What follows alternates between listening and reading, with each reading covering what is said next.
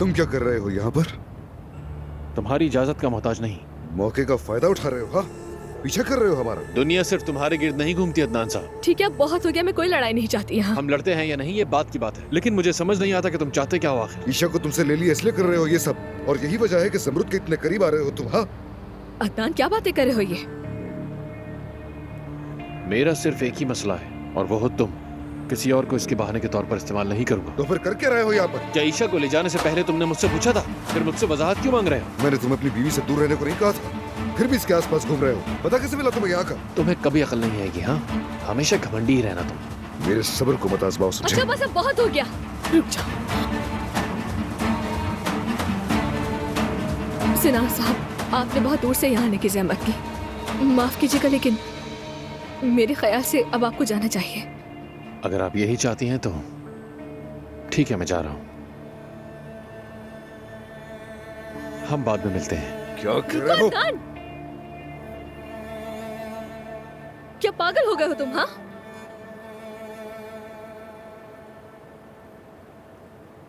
देखो जरा कितनी बदतमीजी है, चीजों की कीमत हटाने की भी जहमत नहीं की। आहा, अरे अजमत साहबा कहाँ थी आप? देखिए नवीन और लतीफ भी अपने कमरे में नहीं और आप भी गायब हो गई। अब आप मुझसे ये मत कहिएगा कि आप भी सड़कों पे परेशान घूम रही थी, हैं? मेरी जान छोड़ दो, अरे छोड़ दो मेरी जान। हाँ छोड़ दूंगी मैं जान, मगर आप भी तो देखे ना खातून, क्या आपको नजर नहीं आता ये घर तो किसी कबाड़ी की दुकान की तरह बिखरा हुआ है। दोहा, ये इस वक्त तुम ये सब क्या कर रही हो? असल में अब देखो वो आ गई। ठीक है, अब इन्हें बता दो जो भी तुमने हमसे कहा। अजमत साहिबा, आप जानती हैं इस औरत ने हमसे क्या कहा? इसने सारा फर्नीचर बाहर फेंक दिया ताकि अपने लिए नया फर्नीचर खरीद सके। अरे तुम्हें देखना चाहिए था अजमत खातून, ये कैसे इस घर की मालका बनकर हम पर हुक्म चला रही थी। ये इस घर पर कब्जा कर रही है। अब तो जाग जाओ तुम, कुछ खबर ही नहीं तुम्हें। जाग जाओ अजमत साहिबा, जाग जाओ। कहाँ गई तुम्हारी गैरत?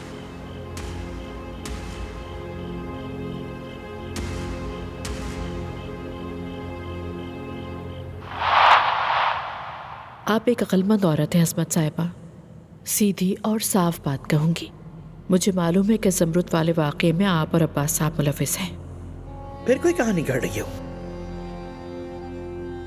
मैं तो आपकी ज़हानत की तारीफ कर रही हूँ, फिर आप मुझे क्यों बुरा कह रही हैं? मैंने आप दोनों की बातें सुनी थी। मुझे मालूम है अब्बास ने वो सब अकेले नहीं किया था।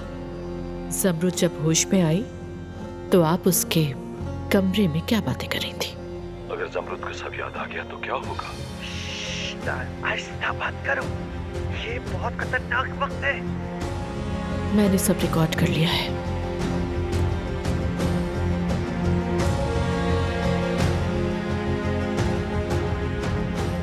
मुझसे क्या चाहती हो तुम चालाक बिच्छू? शुक्र है बिला आखिर अब हम एक ही जुबान बोलेंगे।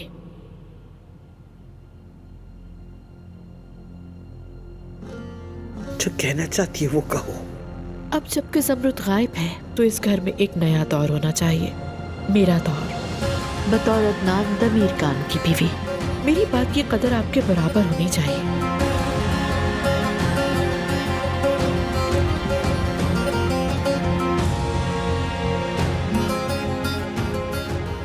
मेरी ख्वाहिशात हुक्म होंगी और आप ये सब यकीनी बनाएंगी।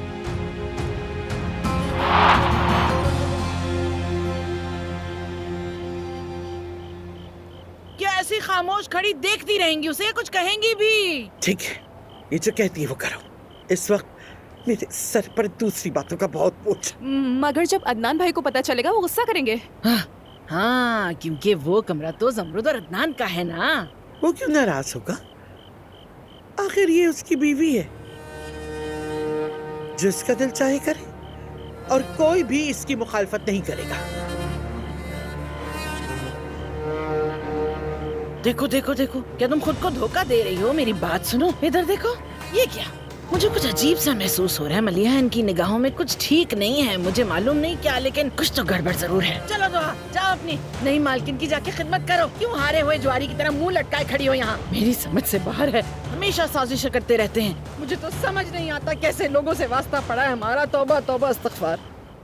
ये सवाल तुम्हें इससे पूछना चाहिए था ज़मरुद। ठीक है, मैं समझ रही हूँ तुम्हारा दिन बहुत बुरा गुजरा है आज, लेकिन अब पुरसुकून हो जाओ प्लीज। मुझे उम्मीद है कि चचा और सिनान जिस सजा के मुस्तहिक है वो उसे जरूर पाए। अच्छा बस, अब तुम प्लीज खुदा के लिए पुरसुकून हो जाओ। वो यहाँ क्या कर रहा था? वो अपनी शिकायत वापस लेने के लिए आए थे यहाँ। शुक्रिया उसका। और वो किसी नौकरी के बारे में बात कर रहा था, वो क्या था? क्या हमारी बातें सुन रहे थे तुम? जमरुद, तुम उस आदमी के साथ काम नहीं कर सकती।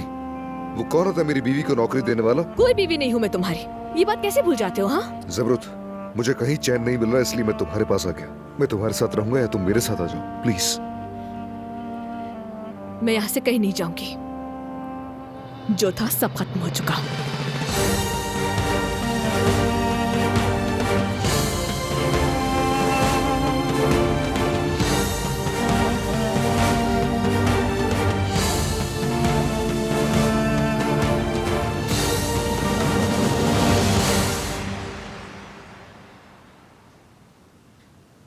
ओहो, वाकई बहुत देर हो गई है।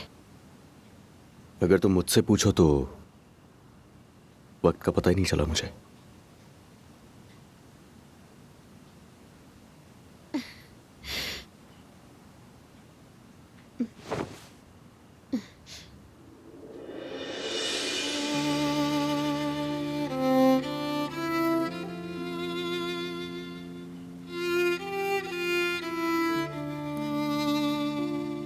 हाथ क्यों कांप रहे हैं तुम्हारे?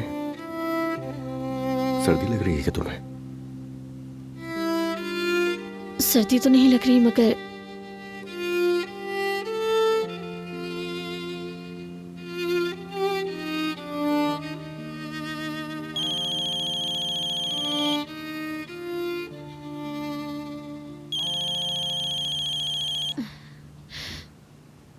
हेलो अम्मी।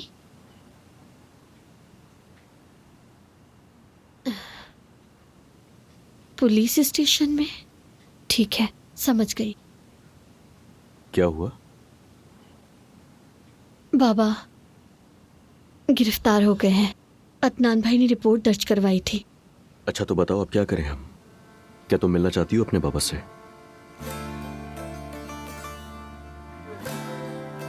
तुम मेरे बाबा जैसे नहीं हो ना, और अगर उन जैसे हो तो मुझे परियों की कहानी मत सुनाओ। मेरा दिल मजीद ये सब बर्दाश्त नहीं कर सकता।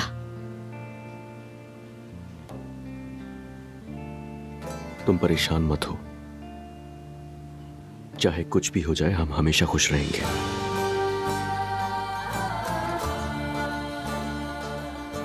बस मेरा हाथ मजबूती से थाम लो।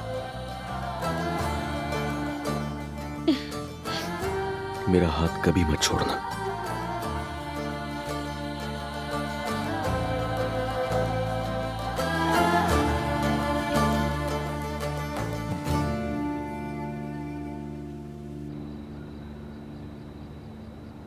जानान साहिबा, वो अभी घर पहुंचे हैं। ड्राइवर ने जो तस्वीरें ली थी वो मैंने आपको भेज दी, आपने देख ली क्या? हाँ देखी मैंने। अब मेरी बात गौर से सुनो। कल तुम्हें बाजार के पीछे वाली गली में एक पते पर जाना है। पंसार की दुकान है वहाँ। वो तुम्हें कुछ जड़ी बूटियाँ देगी। तुम्हें छुप कर वो जड़ी बूटियाँ सोहा की चाय या मशरूब में मिला देनी है। चले ठीक है, लेकिन इससे क्या होगा? इससे हम हमेशा के लिए सोहा से छुटकारा पा लेंगे।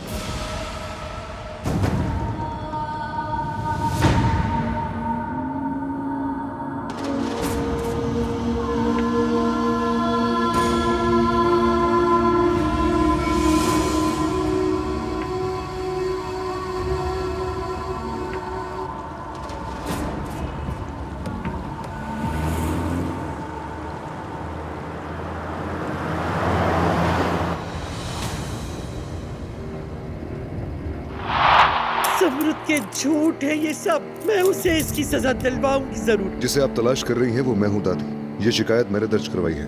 आपने इस खानदान को दुख पहुंचाया और मैं इसका हिसाब लेकर रहूंगा। जैसे आपने सालों पहले मेरी माँ को मार डाला था, क्या उसी तरह आपने जमरुद को भी मारने की कोशिश की?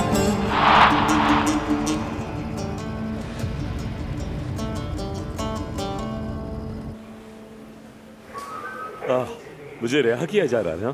कोई मुझे कैद नहीं कर सकता। मैं तुम लोगों से कह रहा था ना कि मैं सच बोल रहा हूँ, मगर तुम लोग यकीन ही नहीं कर रहे थे। वाह, खामोशी से चलो। हाँ मैं चली तो रहा हूँ, देखो। अरे अदनान, आखिर तुमने अपनी गलती तस्लीम कर ली और मुझे लेने आ गए ना। हाँ मेरे प्यारे भतीजे। तुम अब मेरे लिए चाचा नहीं रहे, कुछ भी नहीं रहे अब मेरे लिए। ये क्या कह रहे हो बेटा?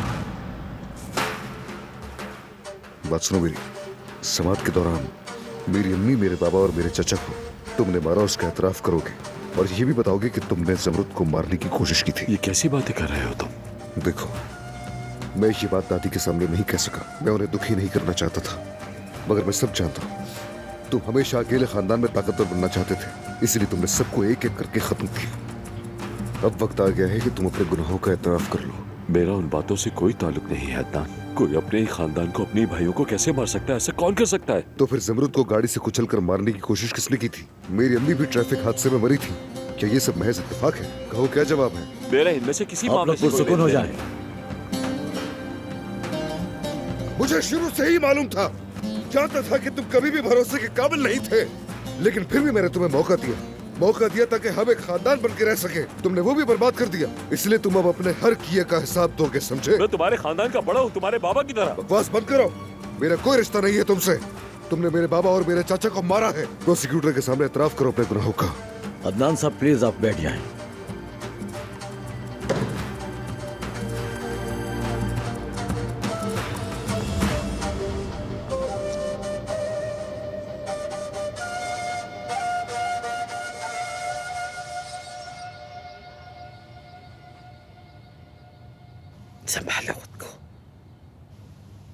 संभालो खुद को असमत, हिम्मत करो। तुमने इससे भी बदतर हालात देखे, इससे बड़े खतरात से बचकर निकली हो। होश से सोचो, सोचो, सोचो।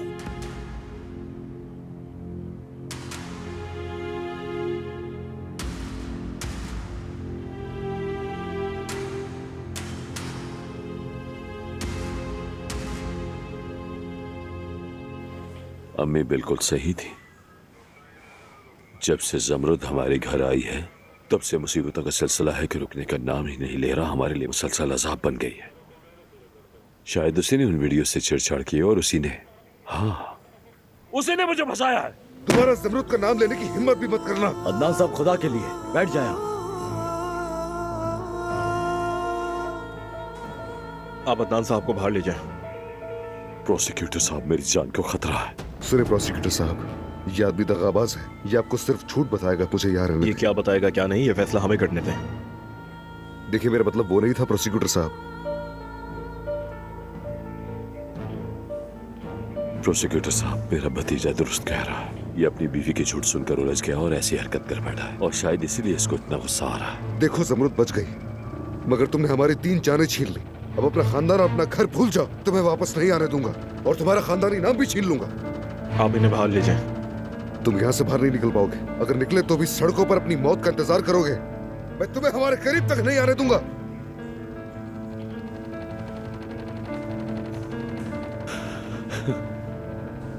ये सब मेरे साथ ही क्यों होता?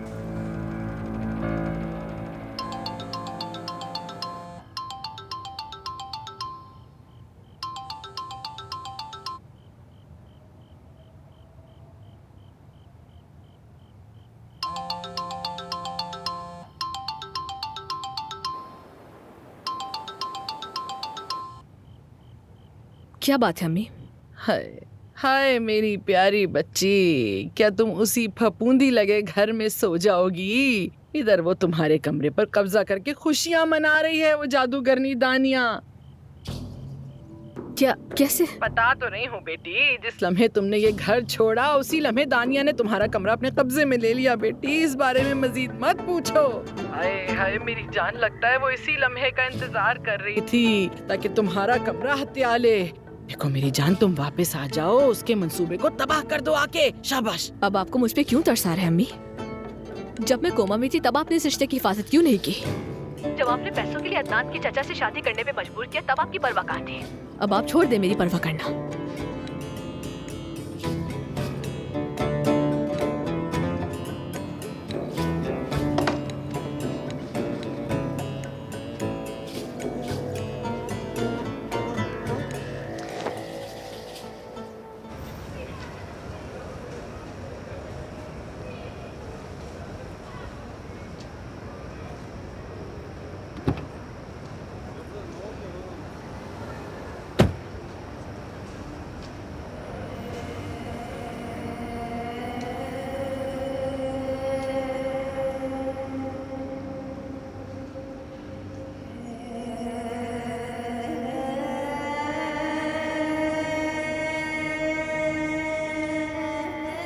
मुझे माफ कर दो। पहले ये बातें नहीं समझ पाया, इसलिए माफ कर दो प्लीज। उसने तुम्हें मुझसे दूर कर दिया, अब मैं इसे चैन से नहीं रहने दूंगा।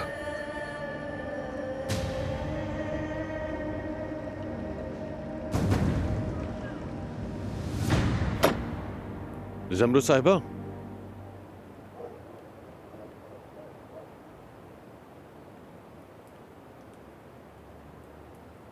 जमरुद साहिबा,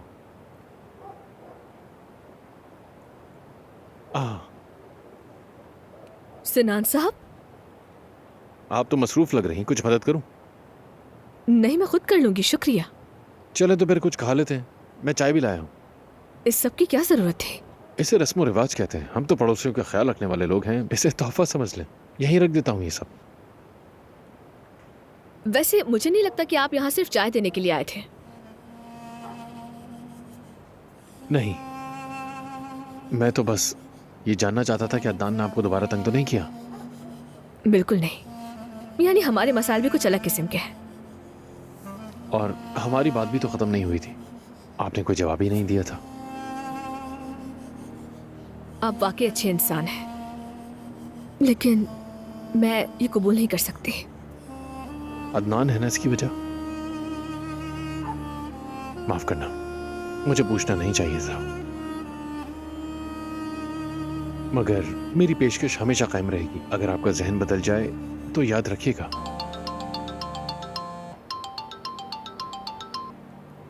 मेहमत अंकल, कह दे कि आपने उन्हें ढूंढ लिया। अच्छा ठीक है, लेकिन आप प्लीज उनके बारे में लोगों से पूछते रहिए। मुझे ढूंढना है बाबा को, पता नहीं कहाँ है मेरे बाबा। ठीक है, शुक्रिया। बाबा लापता हैं? हाँ, वो नहीं मिल रहे। अम्मी से झगड़े के बाद वो ये कहकर चले गए कि अपने आबाई गांव जा रहा हूँ, लेकिन किसी को कुछ नहीं मालूम। अच्छा, आप मुझे उनकी कोई तस्वीर या फिर गांव का नाम भेजना चाहे तो भेज दें, मैं भी देख लूंगा। ठीक है, मैं आपको उनकी तस्वीर भेज दूंगी और खुद भी तलाश करूंगी उन्हें। मुझे ऐसा लग रहा है कि मैं किसी खानदानी मामले में दखल दे रहा हूँ, मगर नहीं, अस्तगफिरुल्लाह, ऐसी बात नहीं। मैं नहीं चाहती आपको कोई परेशानी हो। बिल्कुल नहीं, कोई परेशानी नहीं होगी। यानी मैं दमीरकार खानदान की तरह उन जमीनों का मालिक तो नहीं हूँ, लेकिन मैं भी बहुत से लोगों को जानता हूँ। उम्मीद है आपके बाबा जल्द मिल जाएंगे, फिक्र मत करें। ठीक है, मैं आपकी शुक्रगुजार होंगी। कोई बात नहीं, ठीक है। दरअसल बाबा ने ऐसा पहले कभी नहीं किया। वो किसी को परेशान नहीं करते, बस अपने काम से काम रखते हैं। बहुत अच्छे इंसान है मेरे बाबा। तो आपने ये खूबी उन्हीं से पाई है।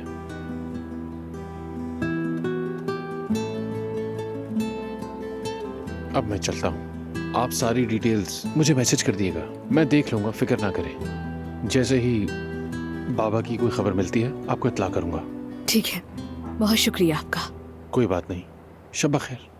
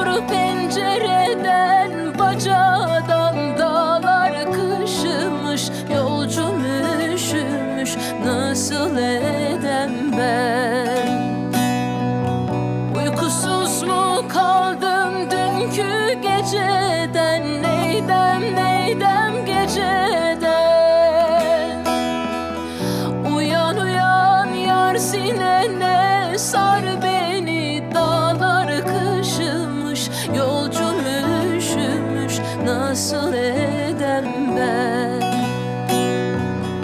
Uyan uyan yar sinene, sar beni dağlar haramı, açma yaramı, perişanım ben.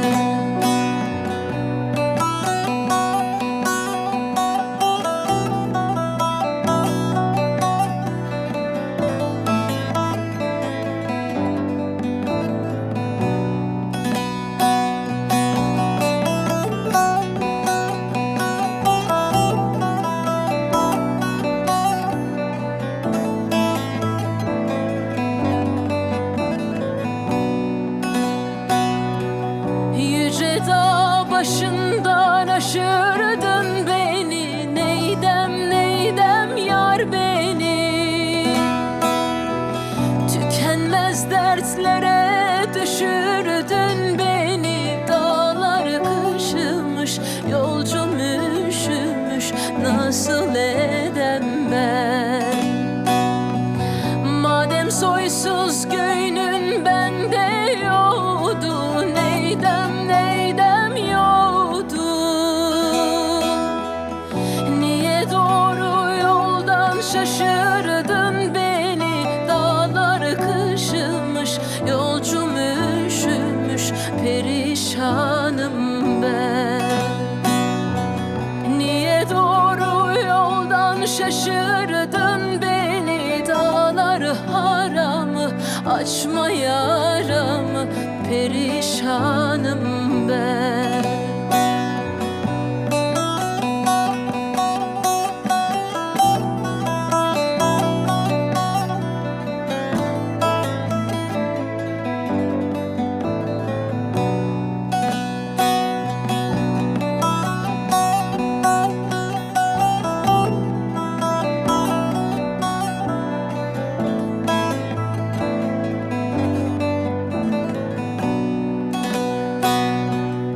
Aşağıdan gelir eli boş değil. Neydem neydem boş değil. Söylerim söylerim gönlüm hoş değil. Dağlar kışımış, yolcum üşümüş, nasıl edem ben? Bir güzeli bir çirkine vermişler. Neydem neydem vermişler. Baş yastığı kendisine eş değil. Dağlar kışımış, yolcum üşümüş, nasıl edem ben? Baş yastığı kendisine eş değil. Dağlar haram, açma yaramı, perişanım ben.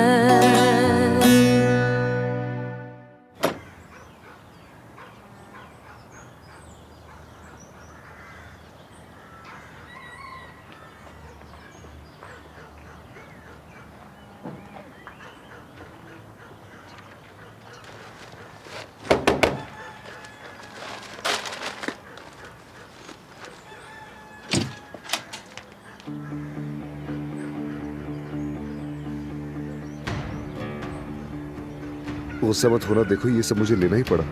तुम्हारी सेहत के लिए अच्छी ग़िज़ा बहुत ज़रूरी है। मैं वही लाया हूँ जो डॉक्टर ने कहा था। अंदर रख देता हूँ।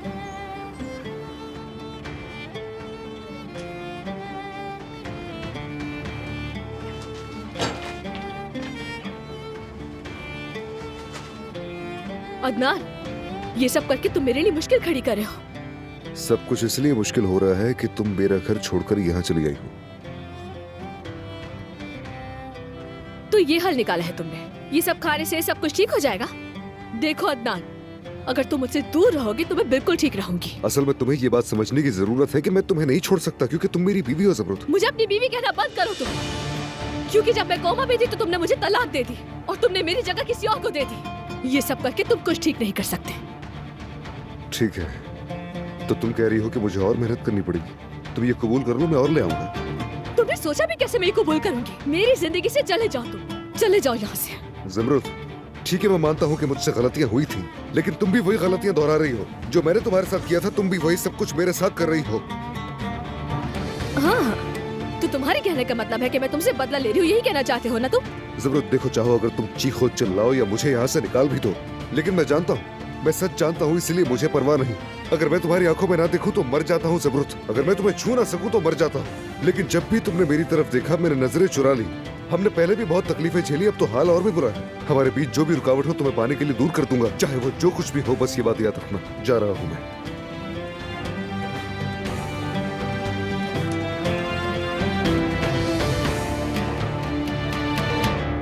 देखो ये कमरा कितना बड़ा है। अगर तुम चाहो तो यहाँ हम तुम्हारी गुड़िया भी रख सकते हैं। कैसा लगेगा ना? यहाँ तक कि एक खैमा भी लगा सकते हैं। क्या वाकई में हम ऐसा कर सकते हैं? हाँ ना। क्या हम केक बना सकते हैं? खरगोश वाले केक? हाँ बिल्कुल मेरी जान, आओ ना, मैं तुम्हें तुम्हारा किचन दिखाती हूँ। सच कहूँ तो मैंने बहुत से लोग देखे हैं, लेकिन इन जैसा शैतान मैंने पहली दफा देखा। ये बच्ची को केक और खिलौनों से बेवकूफ बना रही है। पता है, यहाँ तुम आसमान में हर चीज को देख सकते हो।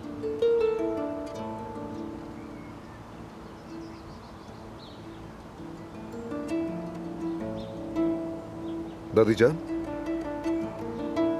खुशामदीद बेटा। ये तो हमारा सामान है, ये यहाँ क्यों रखा है? अंदर जाओ और खुद अपनी आंखों से देख लो।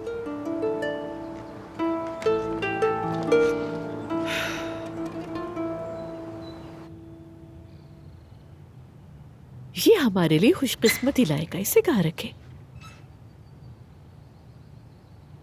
अदनान बाबा, ये देखिए, ये हमारा नया कमरा है। हम यहाँ गुड़िया का घर बनाएंगे और फिर साथ खेलेंगे। बहुत अच्छा है। दोहा पा, ईशा को बाग में खेलने ले जाए।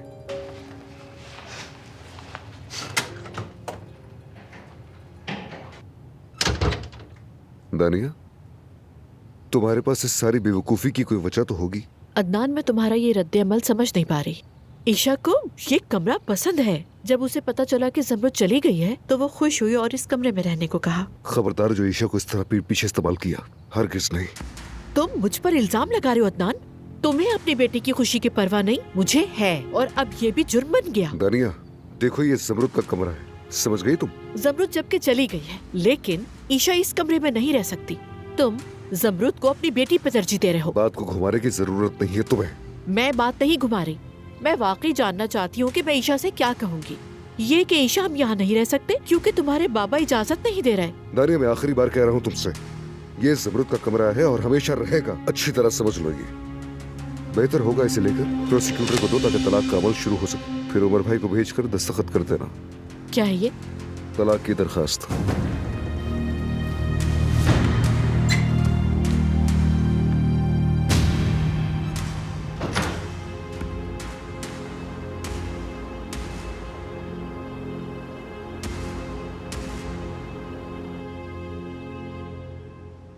तुम्हें चंद कतरे डालने हैं, समझ गई हो ना? और देखो, हामिद के मशरूब या चाय में मत मिला देना।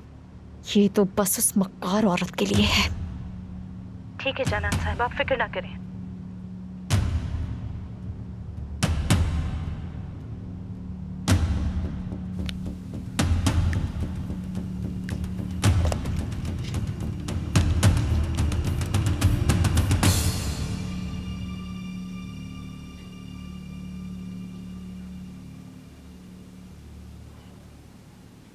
तुमने बुलाया, कुछ हुआ है क्या?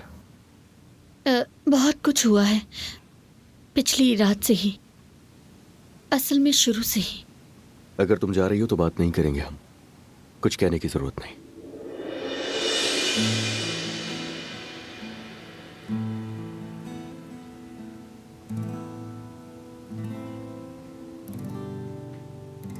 कॉफी के साथ तुम्हारा शुक्रिया अदा करना चाहती थी।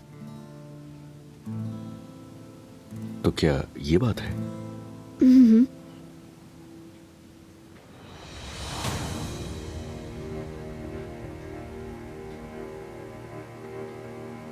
आओ बैठ जाओ ना। चलो बैठ जाता हूं तुम्हारे साथ।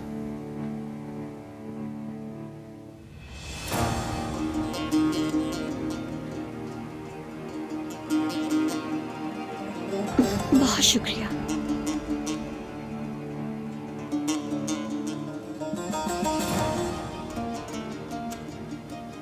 ये सरप्राइज जैसा है ना?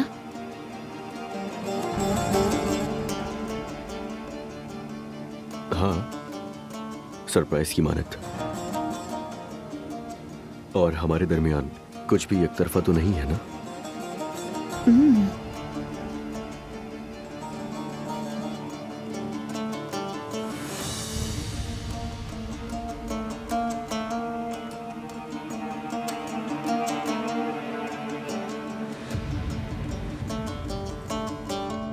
हम बाकी मालूमात उमर साहब से तय कर लेंगे। अगर तुम चाहो तो हम इस पर नजरसानी कर सकते हैं। मेरे ख्याल में एक और पर भी नजरसानी करना जरूरी है।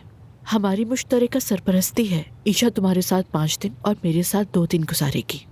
ऐसा क्यों है?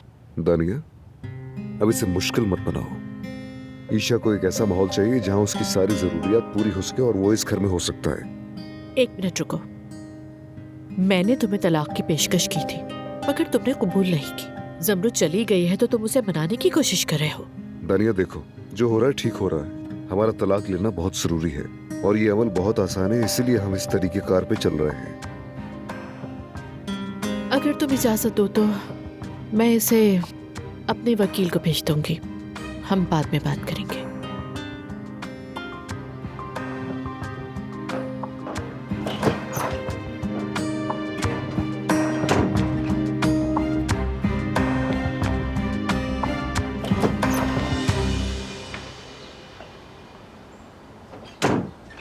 क्या हुआ?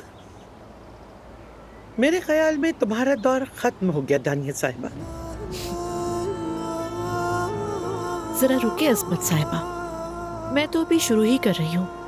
वैसे भी अगर मेरा दौर खत्म हुआ तो आपका दौर भी ज्यादा देर तक कायम नहीं रहेगा। क्या ये बात नहीं जानती?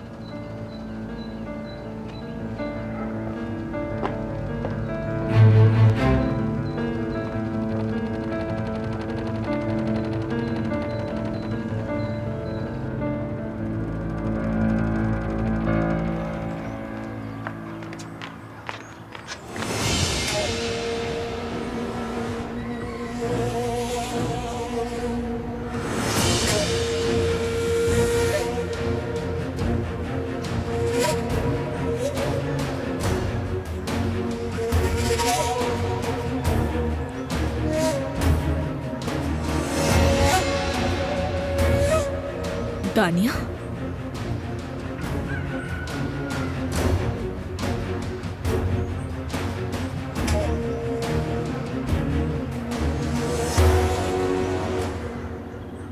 क्या हम बात कर सकते हैं? हाँ तो क्या बात करनी है तुम्हें? बोलो, मैं सुन रही हूँ। ज़मरुद, मैं तुमसे बतौर औरत बात करना चाहती थी क्योंकि शायद इस तरह तुम मुझे समझ सको। किस बारे में? जब अदनान और मैं मिले तो हम नौजवान थे। कहते हैं ना, पहली मोहब्बत कभी फरामोश नहीं होती। वो बात दुरुस्त है। वाकई एक दूसरे से बहुत मोहब्बत करते थे, मगर जैसा कि मैंने कहा, हम जवान थे, कम अकल थे। मैं अजमत की साजिशों से बेखबर थी। मेरी कोई हैसियत नहीं थी। मैं अकेली थी, मेरे पास कोई नहीं था जो मेरा ख्याल रखता। उन्होंने मुझे बिल्कुल तोड़ कर रख दिया। इसीलिए मुझे अपना बच्चा किसी और खानदान के सुपुर्द करना पड़ा। ये सब तुम मुझे क्यों बता रही हो?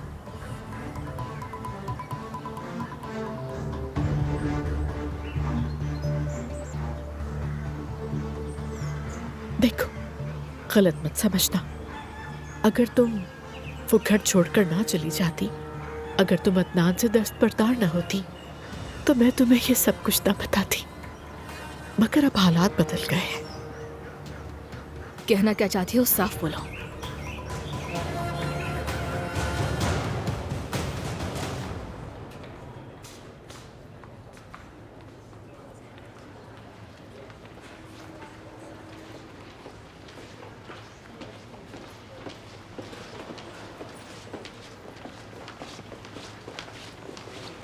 अदनान बेटा, नवीन कहाँ है? मेरे बच्चे कहाँ हैं?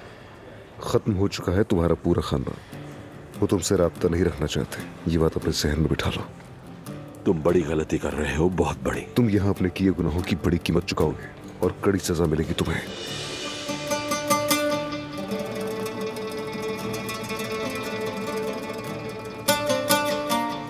ये अब्बास का वकील है। इसके अकाउंट्स बंद थे, फिर इसने ये कैसे हायर किया? रियासत ने वकील मुहैया किया है।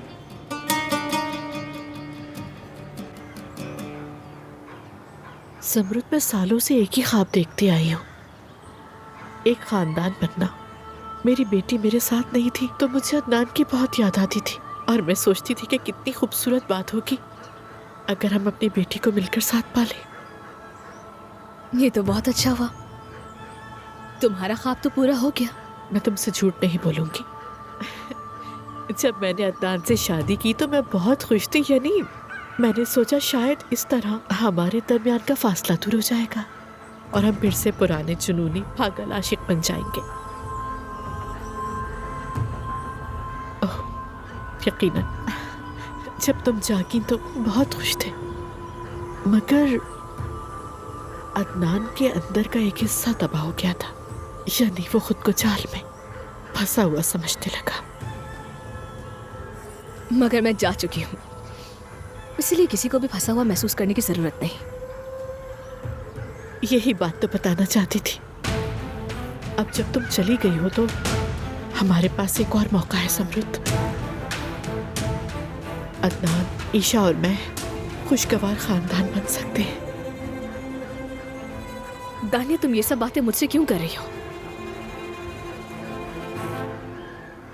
मैंने केस की तफसील पढ़ ली है, अब आपका बयान सुनना चाहता हूँ। मोहतरम जज साहब, दरअसल वो सब एक गलत फहमी है। मैं एक बहुत ही मारूफ ताजिर हूँ। इस बरादरी में लोग मुझे बहुत पसंद करते हैं, मेरा बहुत एहतराम करते हैं और मेरा किसी से भी कोई झगड़ा नहीं है। जो वीडियोस आपने पेश की टेम्पर की गई थी, बताइए ऐसा क्यों किया आपने? मैं कसम खा के कहता हूँ, मुझे इसका कोई इल्म नहीं था। मैं ऐसा क्यों करूँगा? मैं अपने भतीजे की बीवी को क्यों तकलीफ पहुँचाना चाहूँगा? इससे मुझे क्या मिलेगा? बल्कि मैं तो इससे और इसकी बीवी को अपने बच्चों की तरह चाहता हूँ। खुदारा झूठ बोलना बंद करो और सच बोलो। जमरुद को कैसे मारा था, जज को ये बताओ। रिलैक्स हो जाओ अदनान। कार्रवाई में मुदाखलत मत करें। जनाबे वाला, मेरी बीवी हामला है और मेरे 2 बच्चे हैं। ये वाज़े तौर पर एक जाल था और कोई चाहता है कि मेरा भतीजा मुझसे मुंह मोड़ ले। बेटा, मैं कह रहा हूँ उसके झांसे में मत आओ। जनाब, ये आदमी झूठ बोल रहा है। आखिरी लम्हात में मुझे जो फुटेज मिली वो मैंने आपको दिखाई और वही सबूत है। यही बंदा कातिल है। अदनान, तुम ये बात नहीं कह सकते प्लीज। आप इसे किस बुनियाद पर कातिल कहें? मैं काफी वक्त से अपनी बीवी के हादसे की हकीकत तलाश करने की कोशिश कर रहा हूँ, मगर हर बार जब भी मुझे कोई ना कोई सुराग या सबूत मिला, वो अचानक कहीं गायब हो गया। और ये शख्स मुझसे ऐसी बातें करता था जिससे मुझे यकीन हो जाता था कि वो सबूत जाली या झूठ है। मेरे चचा, यानी ये आदमी जिस पर मैंने कभी शक नहीं किया, अपने बाप की तरह समझा, हकीकत में यही आस्तीन का सांप था। इसका फरेब मुझे नजर नहीं आता था और यही मेरी सबसे बड़ी गलती थी। इसने हमेशा मेरे सामने से सच को मिटा दिया। तो जनाब आला, अब्बास तबीरकार ने पहले मुझे और फिर पूरी अदालत को गुमराह किया।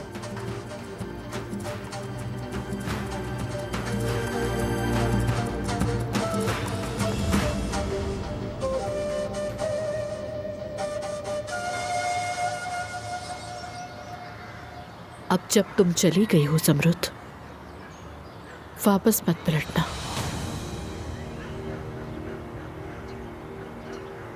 यानी मैं ये एहसान ईशा के लिए मांग रही हूँ।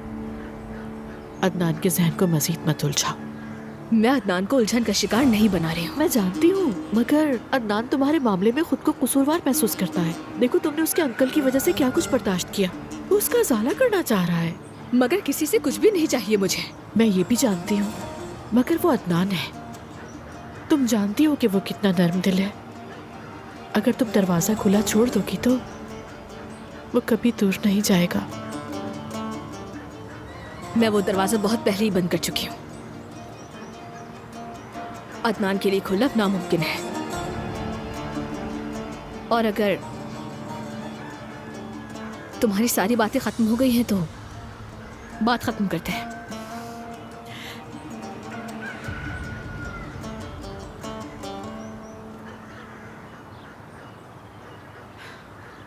मुझे समझने का बहुत शुक्रिया।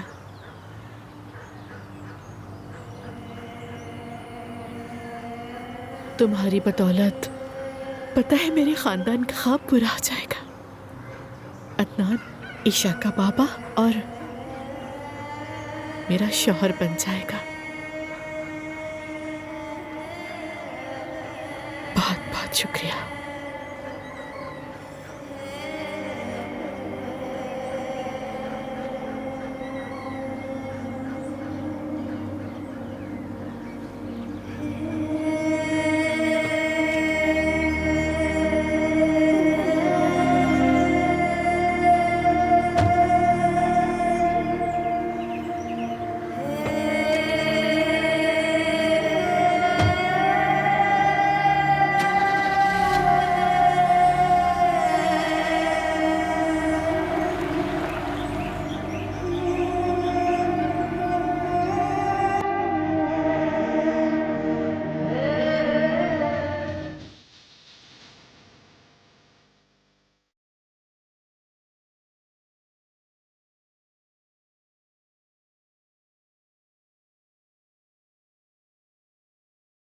है